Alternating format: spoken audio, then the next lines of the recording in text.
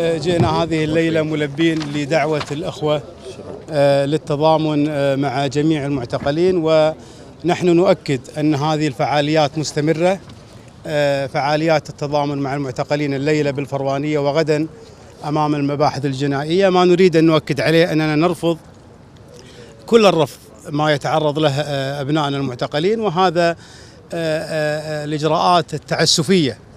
وإحنا اليوم سؤال منطقي نطرحه على الجميع في وزارة الداخلية وجميع الشعب الكويتي: لماذا بالتحديد تم ضرب المواطن أحمد الدقباسي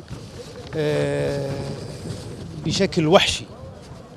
هل هذا الموضوع موضوع لأنه كان في القوات الخاصة وأرادوا القوات الخاصة النيل منه وضربه بهذا الشكل؟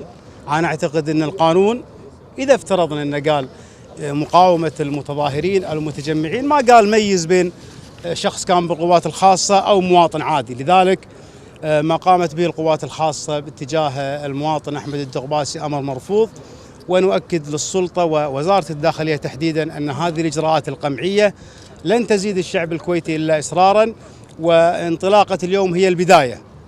نحن مستمرين بإذن الله للتضامن مع المعتقلين حتى يخرج آخر واحد فيهم. شكرا.